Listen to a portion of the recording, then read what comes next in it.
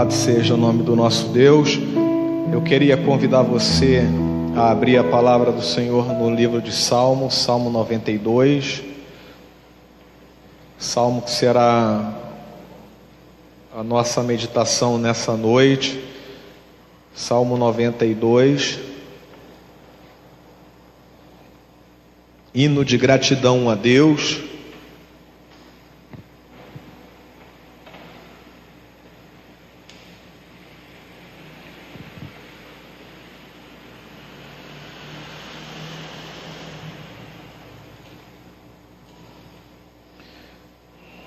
Hino de gratidão a Deus, salmo, cântico para o dia de sábado. Bom é render graças ao Senhor e cantar louvores ao teu nome, ó Altíssimo. Anunciar de manhã a tua misericórdia e durante as noites a tua fidelidade. Com instrumentos de 10 cordas, com saltério e com a solenidade da harpa. Pois me alegraste, Senhor, com os teus feitos, exultarei nas obras das tuas mãos. Quão grandes, Senhor, são as tuas obras, os teus pensamentos, que profundos. O inepto não compreende, e o estulto não percebe isto. Ainda que os ímpios brotam como a erva, e florescem todos os que praticam a iniquidade, nada obstante serão destruídos para sempre. Tu, porém, Senhor, és o Altíssimo eternamente. Eis que os teus inimigos, Senhor, eis que os teus inimigos perecerão. Serão dispersos todos os que praticam a iniquidade. Porém, tu exultas o meu poder como o do boi selvagem. Derramas sobre mim o óleo fresco. Os meus olhos veem com alegria os inimigos que me espreitam, e os meus ouvidos se satisfazem em ouvir dos malfeitores que contra mim se levantam. O justo florescerá como a palmeira, crescerá como o cedro no Líbano. Plantados na casa do Senhor, florescerão nos átrios do nosso Deus. Na velhice darão ainda frutos, serão cheios de seiva e de verdor, para anunciar que o Senhor é reto, Ele é a minha rocha, e nele não há injustiça. Amém? Vamos orar. Pai, nós entregamos em Tuas mãos esse momento onde a Tua palavra será lida e será comentada.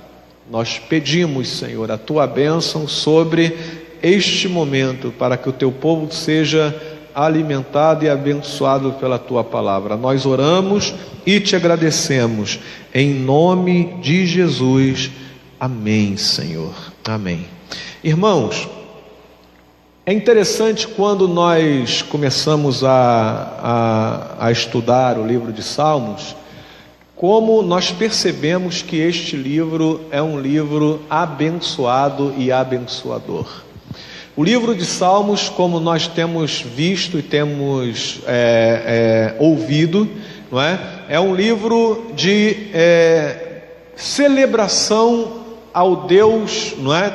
Único e todo-poderoso. O livro de Salmos contém 150 grandes e belas poesias que falam sobre o Deus que deve ser amado, que deve ser adorado, que deve ser valorizado, que deve ser exaltado. Em alguns desses salmos nós vemos, não é, que foram preparados para quando o povo fosse em direção à casa de Deus, pudesse louvar o nome do Senhor e cantar a Deus toda vez que ele saía da sua casa para ir em direção à casa do Senhor. Aí você imagina alguém, não é, que na segunda-feira resolve, não é, sair da sua casa devido à distância para ir à casa de Deus. Aí ele vai, não é, num dia cantando alguns salmos. Chega na terça-feira, ele vai cantando outros salmos. Na quarta-feira ele vai cantando outros salmos. Na quinta-feira ele vai cantando outros salmos. Na sexta-feira ele vai cantando outros salmos. E no sábado, não é? No momento aonde a igreja ou o povo de Deus, não é, se reúne para adorar a Deus no dia sagrado, não é? Então este salmo era o salmo que se cantava justamente no dia de sábado. Como nós vemos aqui, logo abaixo do título, Cântico para o dia de sábado. Então, no próprio título do salmo já está o propósito pelo qual este salmo foi escrito. Esse salmo, ele foi escrito para ser, o cântico daquele dia consagrado e separado para Deus, Então não era apenas o sábado um momento de descanso solene, aonde o povo de Deus não deveria fazer absolutamente nada, mas o dia de sábado, era o dia da santa convocação, quando todo o povo de Deus não deveria se ocupar com atividades, outras, senão adorar a Deus na casa do Senhor.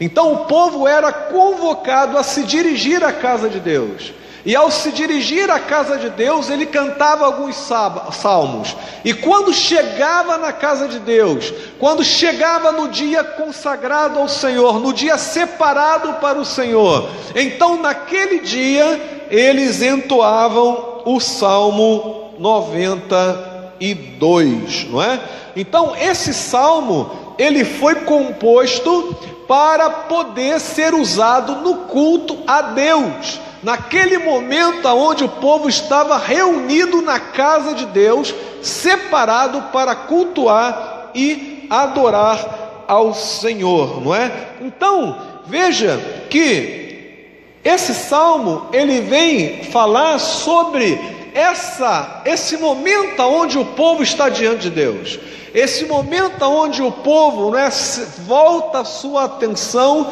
para a presença de Deus, para a pessoa do nosso Deus, E aí, quando o povo de Deus contempla, aquele que é o objeto da sua adoração, ele começa a refletir sobre o culto que ele está prestando a Deus.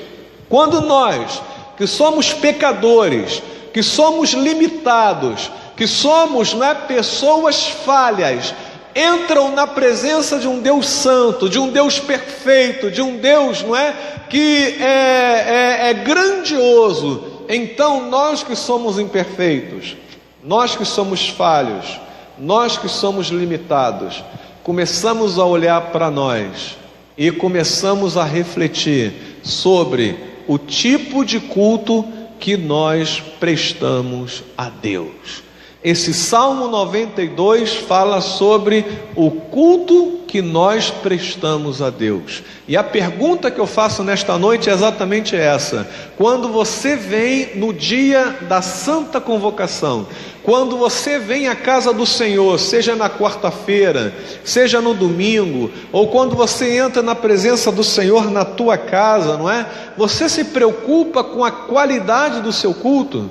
Você se preocupa com a maneira que você entra na presença de Deus? Você se preocupa sobre as coisas que você faz ou deixa de fazer na presença de Deus?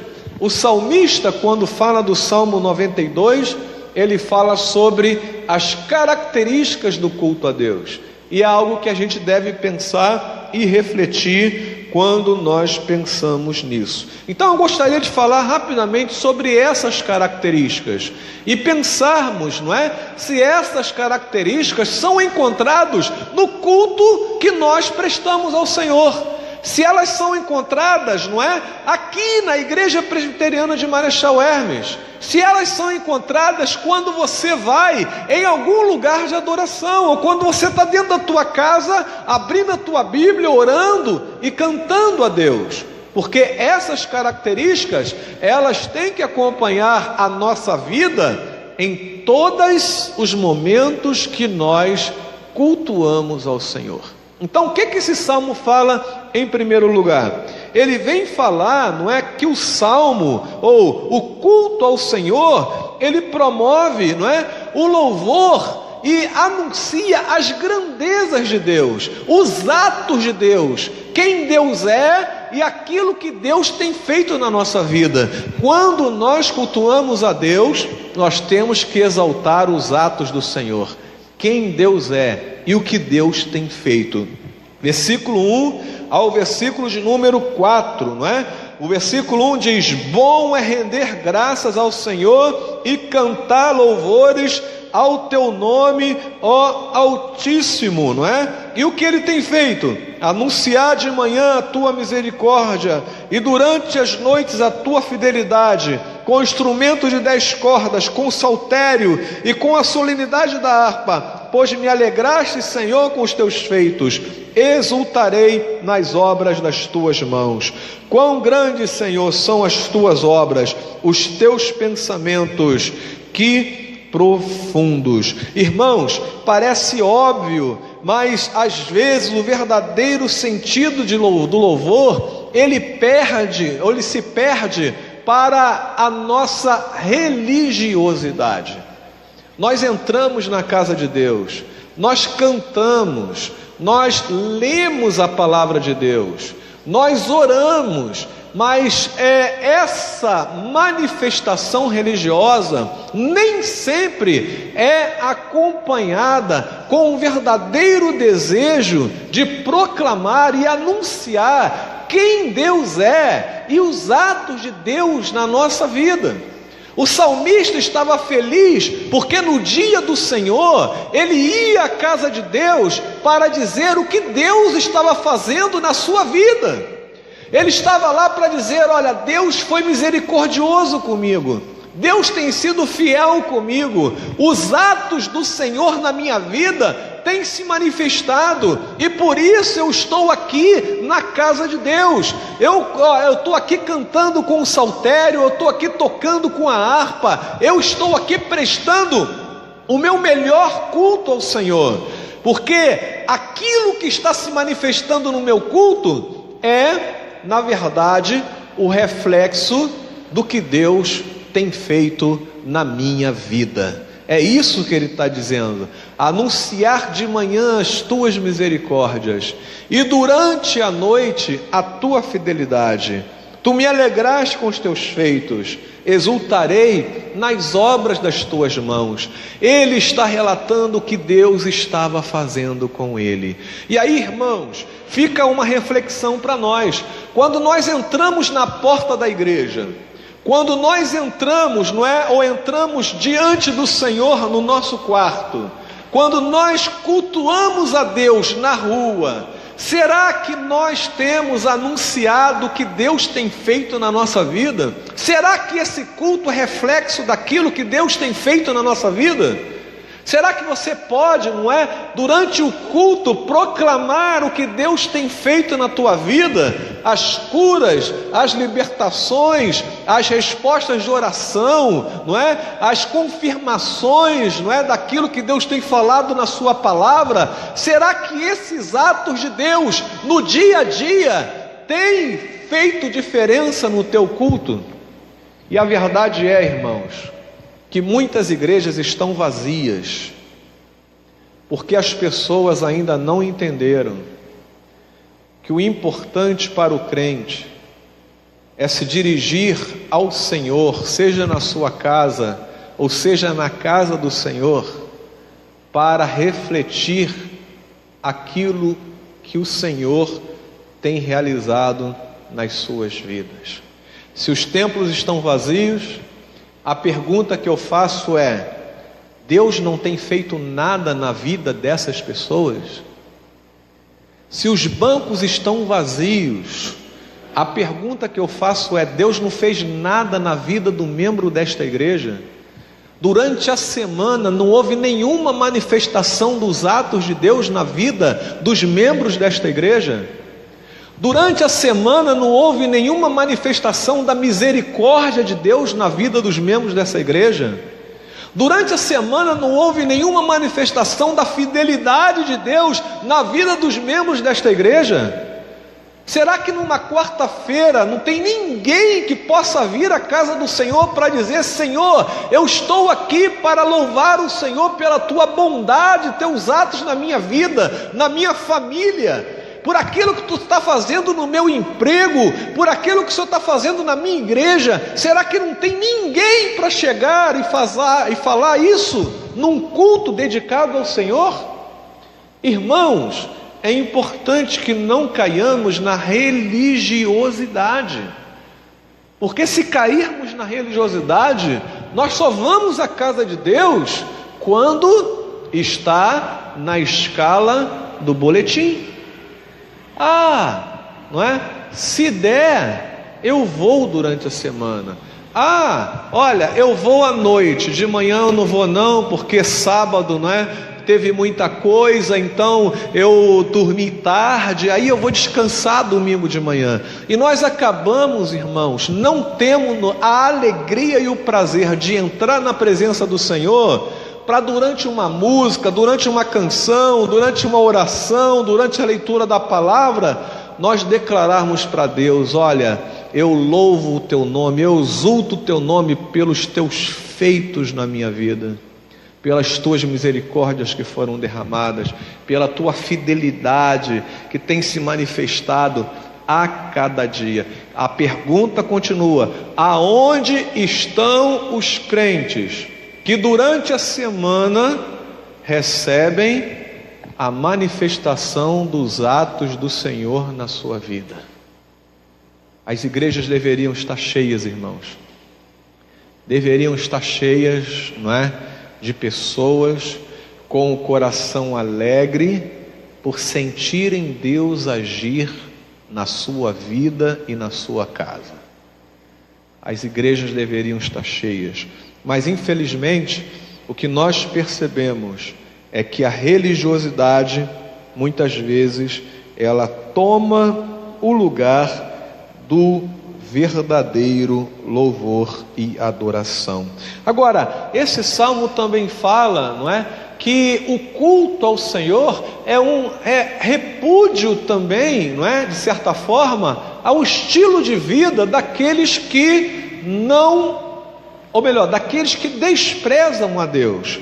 O versículo de número 6 diz: o inepto não compreende, o estulto não percebe isto. Ainda que os ímpios brotam como a erva e floresçam todos os que praticam iniquidade, nada obstante serão destruídos para sempre. Tu, porém, Senhor, és o Altíssimo eternamente. Eis que os teus inimigos, Senhor, eis que os teus inimigos perecerão, serão dispersos todos os que praticam a iniquidade. Então vejam, irmãos, que na verdade o salmista, ele no começo do salmo contempla a grandiosidade de Deus, a grandiosidade dos propósitos e da soberania de Deus na sua vida, e ao mesmo tempo ele demonstra que enquanto o homem de Deus percebe o mover de Deus na sua vida, aquele que não tem Deus no coração, ele não percebe isto. E aí o versículo 6 deixa claro, né? O inepto não compreende e o estulto não percebe isso. Deus está agindo, Deus está trabalhando, Deus está movendo, as coisas estão acontecendo, e quem é de Deus, quem está no mesmo espírito, quem está na mesma sintonia, consegue discernir o mover de Deus, a ação de Deus na sua vida, os atos de Deus na sua vida, e isso transforma-se em louvor, em adoração diante do Senhor.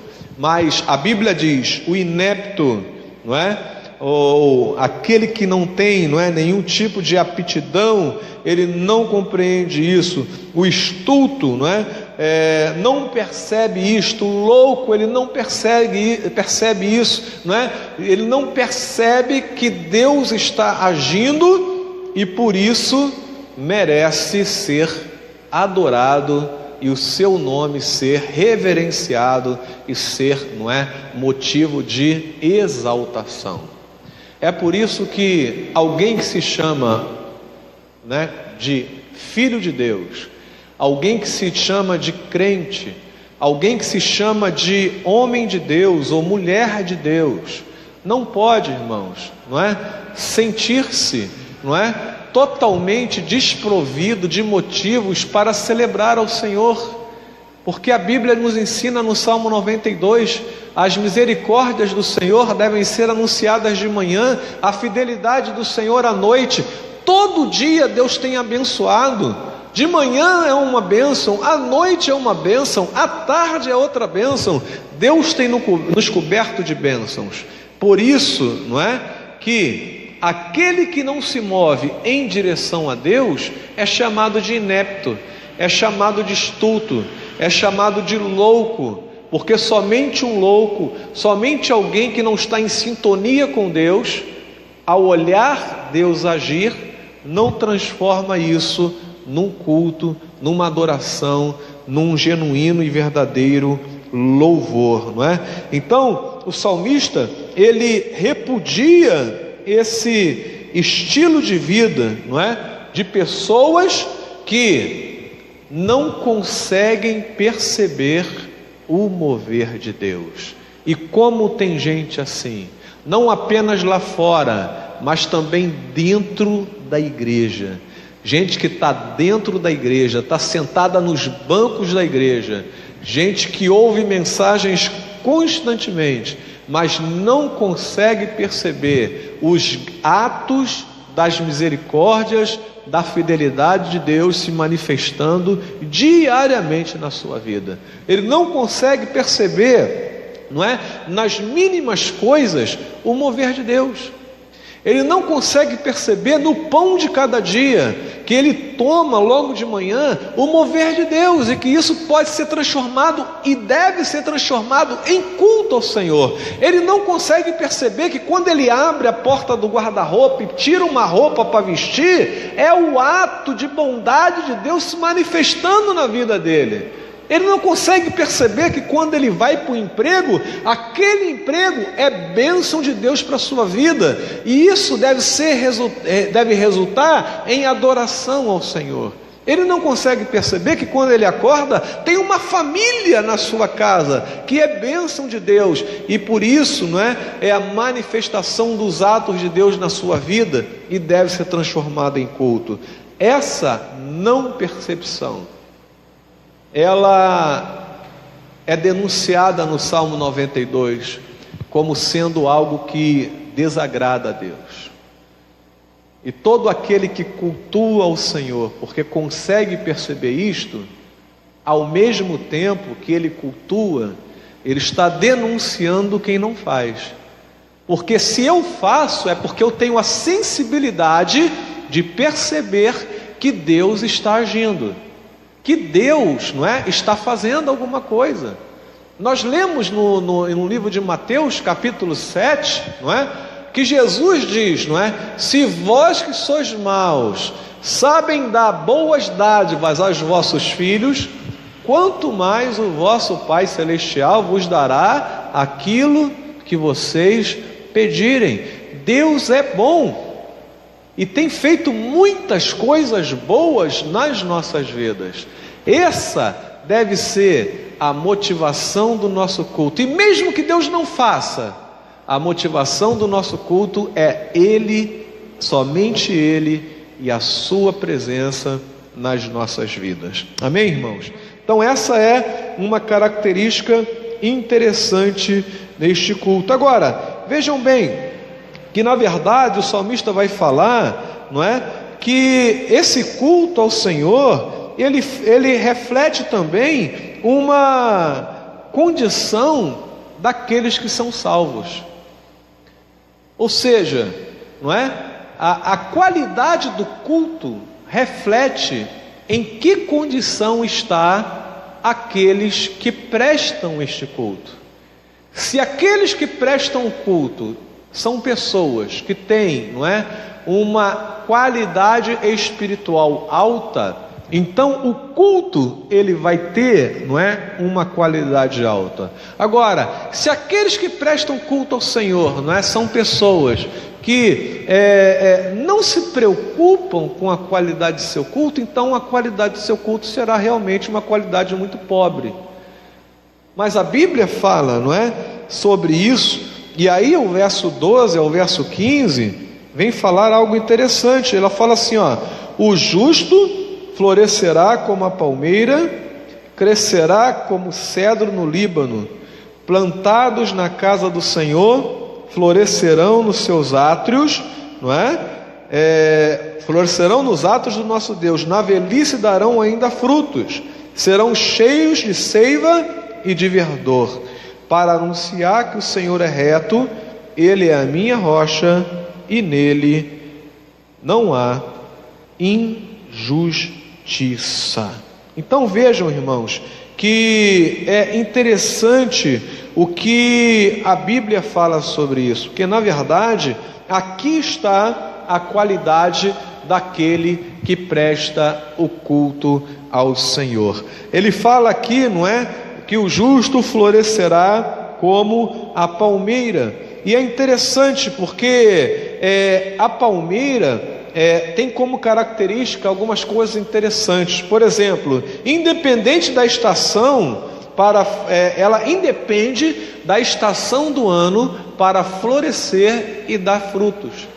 Então, na verdade, a palmeira ela cresce no verão, no inverno, no outono, né, na primavera. Ela não depende das circunstâncias climáticas para poder dar os seus frutos e dar também, não é, as suas flores, florescer. Também ela não depende do solo para frutificar, não é? Seja um solo, não é, muito árido, um solo, não é, bem macio, seja qual for o solo, a palmeira ela consegue, não é, crescer e ser uma palmeira bonita, uma árvore bonita que dá muitas flores e muitos frutos.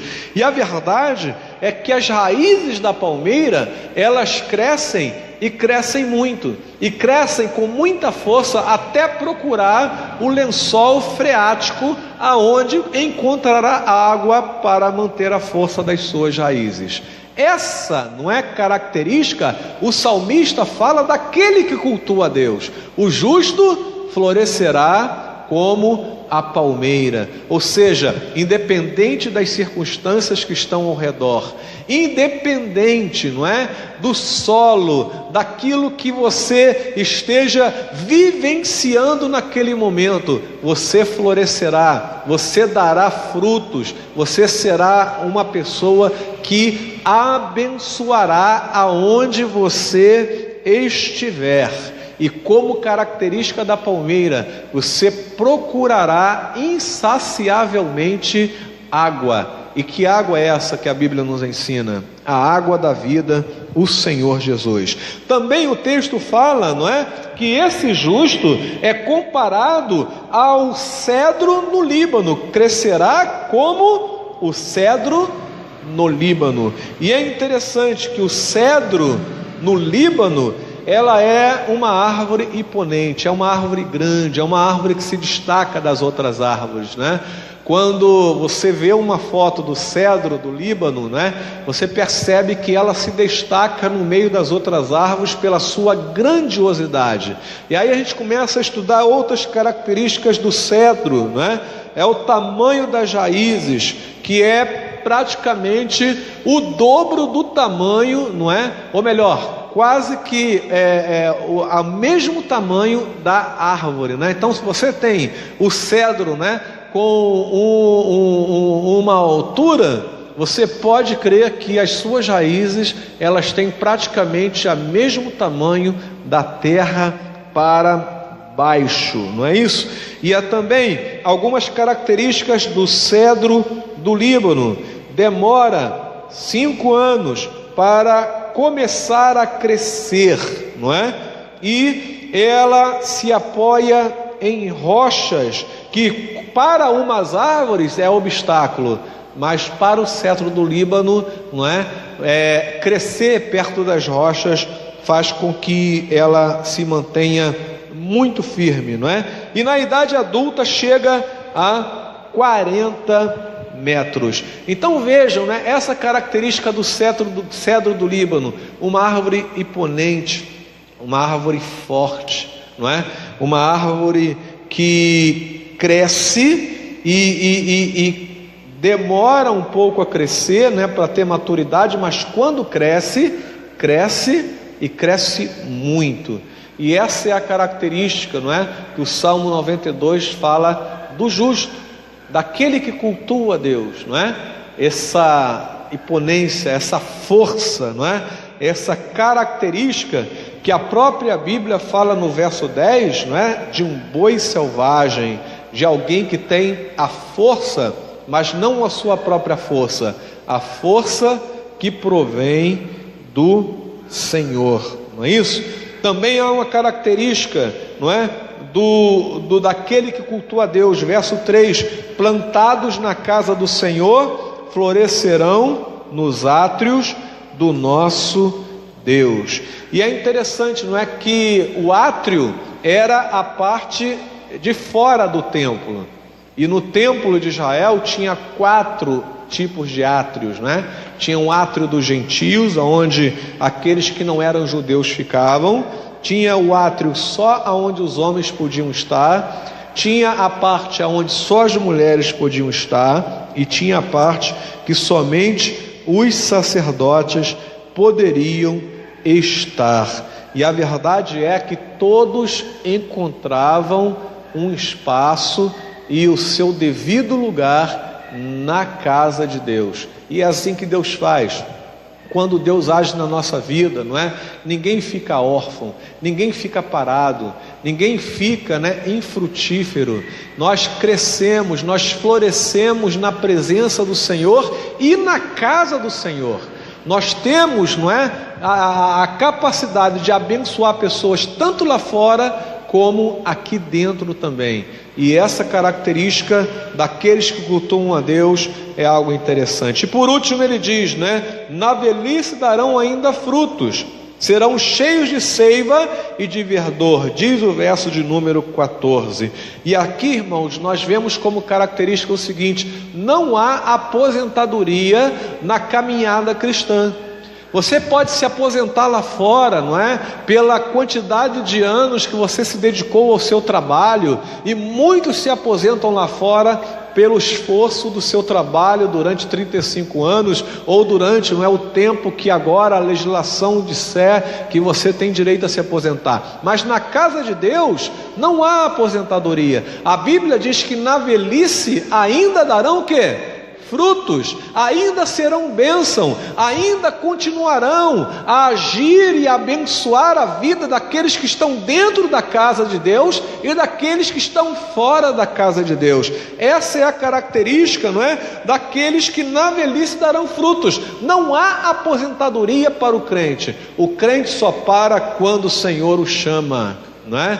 O crente só para quando chegar o momento que o Senhor chamá-lo para a sua presença. E aí a gente vê na Bíblia alguns idosos, não é, que tiveram uma história abençoadora no povo de Deus. Noé, por exemplo, não é? A Bíblia fala de Noé, um homem já de idade que foi bênção na casa do Senhor. Abra, por exemplo, rapidinho lá em Gênesis, capítulo de número 7, versos 6 e 7.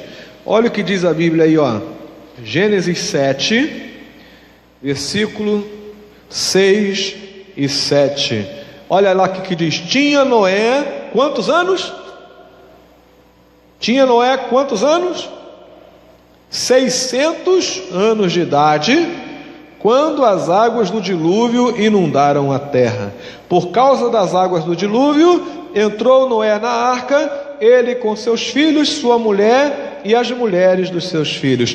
Quantos anos Noé tinha quando o dilúvio aconteceu, irmãos? 600, não é? Então a gente com 60, com 70, com 80, né? Começa a pensar, olha, a minha caminhada já acabou, minha caminhada já terminou, deixa isso para os mais novos, né? Noé tinha 600 anos e Deus ainda o usava poderosamente. Um outro exemplo na Bíblia, Abraão. Abra lá em Gênesis 12, não é? Olha o que a Bíblia fala aí de Gênesis capítulo 12, não é? Abençoando a vida daqueles que estavam com ele. De 1 a 4, ora, disse o Senhor a Abraão: sai da tua terra da tua parentela e da casa do teu pai, e vai para a terra que te mostrarei. De ti farei uma grande nação, e te abençoarei, e te engrandecerei o nome. Sê tu uma bênção. Abençoarei os que te abençoarem, e amaldiçoarei os que te amaldiçoarem. Em ti serão benditas todas as famílias da terra. Partiu Abraão, pois, como lhe ordenara o Senhor, e Ló foi com ele. Tinha Abraão quantos anos? 75 anos quando saiu de Harã. Perto de Noé, Abraão era o quê? Uma criança, né? 75 anos, Noé tinha 600, mas para o nosso tempo, 75 anos é um tempo de velhice, de cansaço, e alguns já parando as suas atividades. Mas a Bíblia diz que com 75 anos Abraão começou a sua caminhada na fé, com o chamado que o Senhor tinha colocado nas suas mãos, não é? E tantos outros exemplos, irmãos, como Moisés, como Miriam, como tantos outros que na sua idade mais avançada continuaram sendo abençoados e usados pelo Senhor poderosamente. Assim, irmãos, é a vida daquele que cultua a Deus. A qualidade da vida daquele que cultua a Deus reflete a qualidade do seu culto. E nós precisamos, a cada dia, independente da idade que temos, independente das circunstâncias que estão ao redor, independente, da onde você está plantado, a Bíblia diz que se você está em sintonia com o Senhor, você crescerá, você dará frutos, você florescerá, você será uma árvore bonita, ou como cedro você será destaque, você será alguém imponente no meio de tantas outras árvores. E ainda na velhice, diz a palavra de Deus, você dará muitos frutos. Isso reflete no teu culto a Deus, isso reflete na qualidade do teu culto. Independente se tem muita gente ou pouca gente, independente se a igreja está animada ou está desanimada, independente se o pregador que está pregando é um pastor ou é um outro pastor que você gosta, independente se a equipe de louvor está completa ou não está completa, não depende das circunstâncias. O teu culto vai depender da tua sintonia com o seu Deus. É isso que ensina o Salmo 92, e nós queremos louvar ao Senhor pela revelação da sua palavra, e em nome de Jesus, se nós estamos aqui hoje, é porque a misericórdia e a fidelidade do Senhor e os grandes feitos do Senhor têm se manifestado na minha vida e na tua vida.